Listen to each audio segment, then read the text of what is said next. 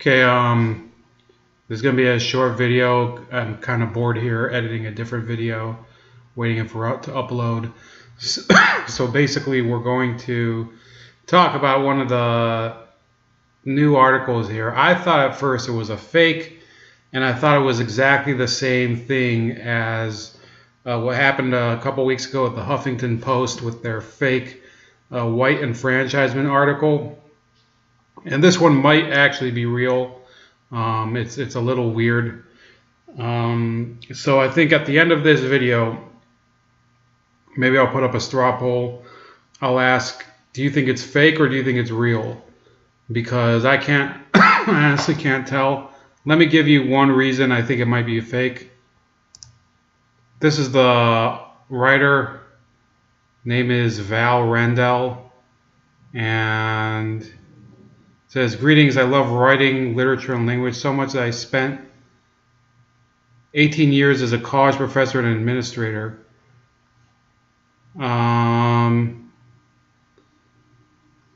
Believe me, I've read enough terrible student essays, faculty reports, business letters, and strategic plans to last me a lifetime, and I've learned a lot from them.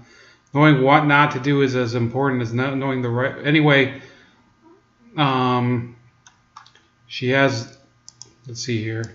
You can't click into her reviews, but I think she might be real, but she kind of looks like a dude, you know. And for all of you out there with, like, you know, gender questions, look, it might be that you look more like a woman than she does, but I'm not convinced. And that's kind of what happened with the Huffington Post fake article. But I digress. Let's get back to the article that she claims to have wrote, or whoever this is claims to have wrote. It says, fuck Bernie fucking Sanders. Well, now finally, you know, somebody's really starting to, you know, really tap into my demographic. Well, just kidding. You know, because for all of the fact that, you know, I love the whole thing about hating Bernie Sanders because he's a fake. But she does it for all the wrong reasons. And, you know, she goes and she whines about Trump at the beginning. And the vulgarity is, it just does not seem like something that an English professor would write. Now, again, we've seen over the past year that some of these faculty members, they think that, you know, them having reached that great pedestal, they don't have to make any pretense of decorum. That's their pattern of behavior. So she starts out, she says, she starts calling like Donald Trump like a weirdo and whatever, has shadowy ties to Russia, panders to the gun lobby, refuses to accept the indignity of losing to a woman by millions of voters. And then she says, oh, you thought I meant Trump? She says, we need to do everything we can to stand together against a corrupt con man who hides his tax returns, whines about rigged elections, benefited from the DNC hack, panders to the gun lobby. And then she says, fuck off also works well. Let's get something straight. Dems are not divided. We don't have an identity crisis. What we have is an extremist fringe faction. Just like the other side has. The GOP's biggest mistake was giving their lunatic fringe a seat at the table. Now it's time to take over the asylum. At least we could pass our own health care bill. She's putting a feather in her cap for Obamacare. Possibly the worst. That's possibly one of the great decisions that led to the erosion of the Democratic Party from 2008 till 2016. That's the biggest reason. That was, you know, I was thinking earlier before I saw this article. I was leaving work, and I was you know, and this is how you know that I really don't have a lot of things that I care about besides this. I was thinking that Obamacare is, for the Obama administration, is the policy equivalent, the policy and legacy equivalent of the Iraq War. That's why them preventing it from being repealed would actually perpetuate their backslide, because Obamacare, believe me, if what Trump says, he knows he can put the screws in, and at some point the Democrats would be begging him to deal with it, because the fucking thing is a basket case. It's gonna fall apart unless we just burn it down as it is. It's like a building that's waiting to collapse. You know, do you do a controlled explosion, or do you just let it collapse, possibly, you know, hurting people that are in the surroundings? That's the real question. We don't need to welcome or embrace or fillet our own version of the Freedom Caucus. We need to kick them to the fucking curb. So she apparently thinks that the Democrats reaching out to progressives is basically the same as sucking their cocks. That's pretty feminist of her. You know, talking to other people means, you know, blowing them like a meth whore or something. That's her impression of it. I think, you know, I just watched a reaction to this, and the guy took this seriously. I really don't know if it's a fake. It's impossible to tell today. She has a lot more background than the guy that did the Huffington Post hoax. Although to be honest with you, they should call the whole paper the Huffington hoax. And then it says a disturbing number of well-meaning progressives have fallen for the Jedi mind trick of believing it is somehow bad form to criticize a guy who spent the last 2 years, make that the last 40 years, tearing down the Democratic Party, who did everything he could to harm Clinton and helped hand victory to Trump, who continues to make the cable network rounds to share his vision of burning the entire system to the ground and building a golden statue of himself upon the ashes. Okay, and then it goes on to say, you know, she thinks Tom Perez was duped and whatever, and then she has this comment. It says, don't you dare let that treasonous, grifting, misogynist, hypocritical old gun humper anywhere near a blue ticket ever again. He screwed us hard, and now you want to kiss his feet. Take him on an amends tour. And then, you know, she goes on. This woman is incoherent, and she's obviously raging out against not just Bernie, but against his supporters. So, you know, to a certain extent, I agree. It's time for the Bernie people to stop fucking whining. It's over. You fucking lost, and all this crap about, oh, we got cheated. Yeah, I think to some degree, America is tired of hearing about it. But you know what? I guess in their place, maybe I would be doing the same thing. In their, you know, I still think that the GOP screwed over Ron Paul, and that's why I was happy when, you know, as much as I wanted Rand Paul to win, it really grinded their gears a lot more to see Donald Trump just bulldoze all over their corporate candidates, Marco Rubio and Christie, who eventually flipped to him. And whatever, it was truly a pleasure to watch him take the reins of the Republicans. But you know, to be honest with you, I think the two-party system is completely wrecked. It doesn't work for people like me either, people that are on the economic right. So I think the Bernie people have a point.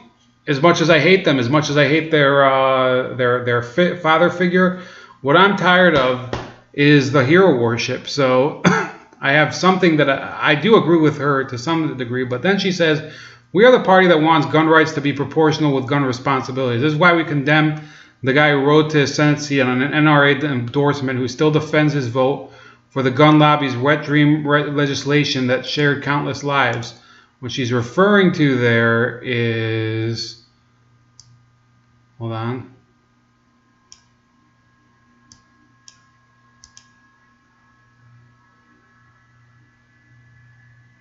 You know, she's blaming Bernie Sanders for voting against some gun rights legislation because she claims that it would. This was from April 8th, 2016. So,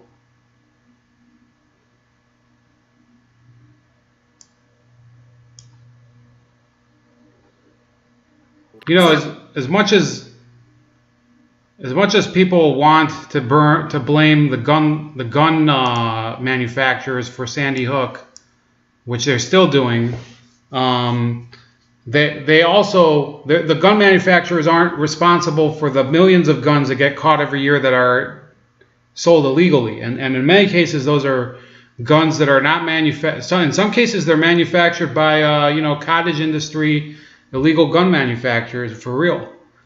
Ghost guns they're called. So this is a ridiculous article. Okay, she says we are the party that values transparency in government. Yeah, this is the party that they have idiots. John Corzine, who was the governor of New Jersey, was basically a Goldman Sachs branch manager in New Jersey. That was his job. That's how you got Chris Christie. Okay, I'm not from New Jersey, in fact. Who else? They have this Tim Kaine guy. Yeah, he's real transparent. The biggest cafeteria Catholic that there is. And I'm not even getting to all the scandals. You have President Obama, using fake email addresses to communicate with Hillary Clinton. That's real transparent, Democrats. That's real. You have no right to really preach to anybody else. So that's why I think this might be a parody article. It might be something. So this is where she said, well, let's see if her forthcoming book comes on. So I'll bookmark this article when it comes out. I'll try to piggyback on an article or find some way to get it. I don't know if I should really pay for this piece of drivel, because here's my perspective on this. Okay, let me tell you why this article might be a fake. It seems like it could be a plant by an actual Bernie supporter. That all hedges aside, this could be a real person, but I think a Bernie supporter could have written this in order to parody the establishment Democrats. Sorry, I'm used to saying establishment GOP because I'm arguing with all these so-called never Trumpers that they want to support every single Trump policy, but they don't want to support Trump. Okay, when I oppose a Trump policy, I don't say I oppose Trump. I say I oppose his policy. I oppose his Fed policy with this Janet Yellen. I oppose his pick for Secretary of the Treasury. That's the way I do it. I don't say I oppose, I'm a never Trump or whatever. That's their point of pride, that they're all about never Trump. Okay? Even though they basically have never accomplished anything on their own, their party has been a consistent failure forever. So for me, it's almost like this is the best president in my lifetime so far. I don't think he might not even be a good president, but he's better than all the losers that have been in power since I was born, except for Reagan. And I was probably still, playing in the sandbox when he was president.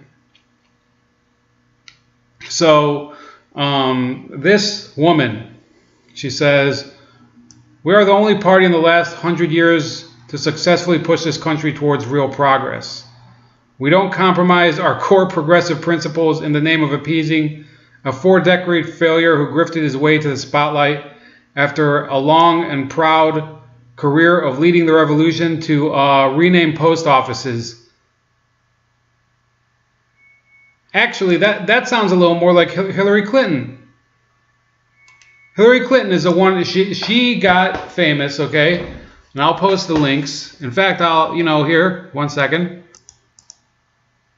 So, this is from Front Page Magazine. This is from January 2016. So, Front Page Magazine, yeah, it's a conservative outlet. I think it's David Horowitz's outfit. But they said 2 out of 3 of Hillary Clinton's Senate bills involved renaming things. Okay, one was S3145, which renamed a highway in the Buffalo area after former Meet the Press host Tim Russert, who was a good journalist, But what an accomplishment. And then a similar one, also renaming a post office. So, ironically, she's complaining. Bernie Sanders, I actually read his biography. he may not have gotten that much done in the Senate, but in the House he did get a number of changes made. I remember there was an issue where he got some corporate benefit for companies that downsize or that outsource. He got some sort of crazy tax credit eliminated. That's true. You know, some of the Democrats, you know, I mean not Democrats, some of these progressives, I'll tell you that where I'm impressed with Bernie Sanders, I won't hide it. If there's something that he's done that I think is good, you know, I'm not going to pretend that he's 100% a loser like this idiot does. But I still think he's a fucking asshole. I'd still oppose all of his ideas. It's just I know why. This woman is clearly a basket case. In fact, if you read her, you know, into her background, she is a staunch, crazy gun control wacko is the only word for it. And then she says we are the okay. I'm going back and forth here, but she says we're the party that advocates for women's rights to control their own bodies. This is why we don't listen to crabby old men who think we need to be open to running anti-choice candidates. There already is a party with that platform, and we are not them. Well, as it so turns out, there are pro-choice Republicans. I mean, the senator from Maine, I think her name is Susan Collins. She's a pro-choice Republican. There's also another senator from West Virginia, the one who's not Joe Manchin, who's pro-choice, who's Republican. So let's dispense with this crap. Okay, we need to dissolve either dissolve the parties or break them up, break up the big parties. You know, that's my answer, okay? Stop with this bullshit with these establishment Democrats saying, oh, the progressives don't know what the fuck they're doing. They kept us from beating Donald Trump. Well, if you offered nothing to them, there's no reason they should vote for you. There's a lot of conservatives that told me they stayed home and they didn't vote for the Republican candidate, Donald Trump, you know, the guy who did win the election. So it's over. It's over. And you Bernie people, it's over for you too. Stop clinging to this geriatric moron, okay? If you want to be progressive, start promoting your next generation. To stop relying on this hack, this 80-year-old, he's going to be 80 soon. He kowtowed to Hillary Clinton, basically kissed her feet in order to get, you know, just a seat at the table, to do nothing, to get nothing for you. You have to go form your own party. When you said Dem exit, it should have really meant Dem exit. And this is clear. You know, I saw H.A. Goodman's response to this too. His response didn't go far enough, and his response hasn't gone far enough yet. He keeps supporting these bozos that are running as Democrats in Republican districts. What they should really be doing is organizing a mass boycott by progressives of all elections and starting a new party. This new draft Bernie party, I guess, is a start, even though the premise of it is to draft an asshole who's super old and has cooperated with the enemy the entire time. It doesn't matter. I don't care if he's the most popular politician in the country. He is basically degrading himself, kissing the shoes. I've already said kissing the feet, but he's kissing the shoes. He's kissing the soles of the shoes of Tom Perez and the Democratic Party. And, you know, if you really have any dignity, progressives, you'll come up with other people to lead the party. You have that other batshit crazy idiot Cornel West on your side. You have plenty of people. Susan Sarandon could be running for office. I mean, the Democrats already have that idiot Al Franken. At least with Sarandon, they would have somebody who has some social graces. So anyway, this is Ramon with Bold Like a Leopard, and let me know if you think this is fake. You can either put in the comment section, or I'll try to put up a straw poll, and you know, we'll see what happens. Okay, have a great night. This is Ramon with Bold Like a Leopard, and we're bringing you videos and talking about fake news and fake articles.